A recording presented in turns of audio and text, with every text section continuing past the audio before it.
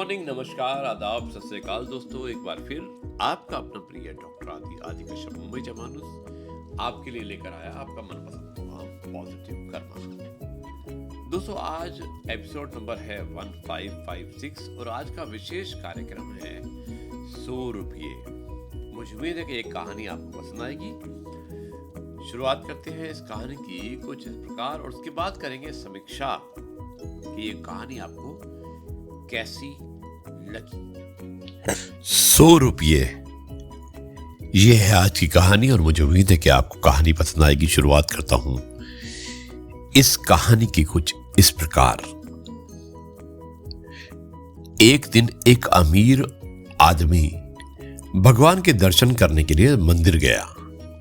अब क्योंकि इस अमीर आदमी ने बहुत महंगे जूते पहने हुए थे और ये भी सुन रखा था कि उस मंदिर के बाहर जूते चप्पल अक्सर चोरी हो जाया करते हैं, इसलिए उसका मन नहीं हुआ कि वो ऐसे ही अपने कीमती जूते वहां छोड़कर चला जाए। और 200 जूते पहनकर वो मंदिर में नहीं जा सकता था और उन्हें ऐसे ही छोड़कर वो जाना नहीं चाहता था। अब बड़ी असमंजस्य में था वो बड़ी दुविधा में पड़ गया और थोड़ी देर सोचने के बाद उस अमीर आदमी ने मंदिर के पास बैठे एक भिखारी से बात की। उस आदमी ने भिखारी को उसके जूते थोड़ी देर के लिए संभालने के लिए दे दिए। भिखारी ने भी उसकी बात को मान लिया। अब पूजा में बैठे बैठे अमीर आदमी के मन में ख्याल आया कि हे भगवान, आप नहीं कैसी विषम दुनिया बनाई है, यानी कि आपकी दुनिया बहुत ही अजीब है।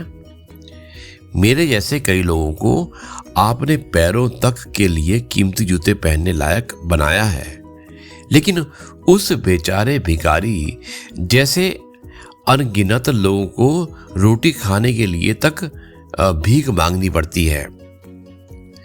आदमी मन ही मन भगवान से फरियाद करते हुए बोला कि आपने सभी लोगों को एक समान क्यों नहीं बनाया? अपने सभी को एक जैसी सुविधा नहीं दी है आपने।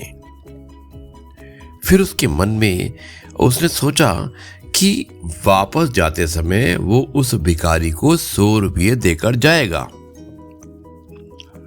पूजा खत्म होने के बाद जब अमीर आदमी बाहर आया तो ना उसे अपने जूते दिखाई दिए और ना ही भिखारी। उसे लगा कि भिखारी किसी काम से कहीं बाहर गया होगा, इसलिए थोड़ी देर उसने वहां खड़े रहकर अधिकारी का यानी कि उस भिखारी का इंतजार किया। काफी देर तक इंतजार करने के बाद भी जब भिखारी वापस नहीं आया तो वो अमीर व्यक्ति अपने आप को ठगा हुआ महसूस करने लगा। दुखी मन से अमीर आदमी नंगे पैर ही अपने घर की तरफ चल पड़ा। रास्ते में उस अमीर व्यक्ति ने देखा कि एक फुटपाथ पर जूते चप्पल बेचने वाला बैठा हुआ है। उस आदमी ने एक जोड़ी चप्पल खरीदने के लिए उसके पास पहुंच गया, यानी कि जो अमीर व्यक्ति था उस फुटपाथ वाले के पास अपनी एक जोड़ी चप्पल पहुंचने के लिए यानी कि खरीदना चाहता था, क्योंकि रास्ता बहुत लंबा था। उसके पास पहुंच गया और वहां पहुंचते ही भिखारी यानी कि जो अमीर आदमी था उसकी नजर उसके जूते के जैसे ही जूते पर पड़ी। अब अमीर आदमी पहचान गया कि उसी के जूते हैं वो।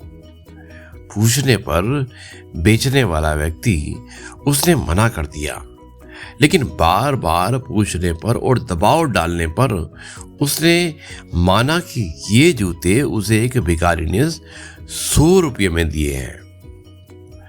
अब अमीर आदमी बिना चप्पल खरीदे मुस्कुराते हुए वहां से अपने घर की ओर नंगे पैर ही चल पड़ा।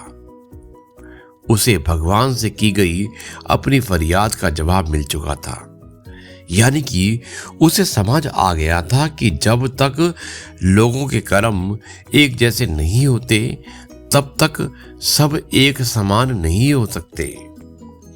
भगवान ने उस भिखारी की तकदीर में 100 रुपये लिखे ही थे, लेकिन कैसे कर्म करके उन्हें लेना है ये उस भिखारी के हाथ में नहीं था। वो चोरी ना भी करता फिर भी उसे 100 रुपये मिलने वाले थे। शायद उसके ऐसे ही बुरे कर्मों की वजह से वो भिखारी का भिखारी ही रह गया। तो जी हाँ दोस्तों, देखा आपने कि कैसे एक सेठ भगवान के दर्शन को चाहता है, लेकिन क्योंकि उसके जूते महंगे होते हैं एक भिखारी को दे देता है। और जब वो दर्शन के बाद आता है तो देखता है कि भिखारी वहां पर नहीं है।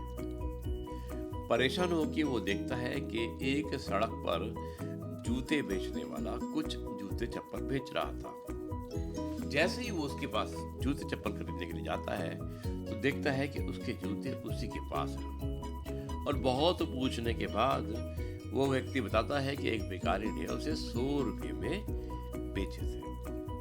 और वो ये सुनकर मुस्कुराकर वापस चला जाता है, क्योंकि वो सोचता है कि भिखारी की किस्मत इतनी खराब है कि वो 100 रुपये वैसे ही उसको देने वाला था, लेकिन उसके लालच में उसने ये जूते किसी और को बेच दिए।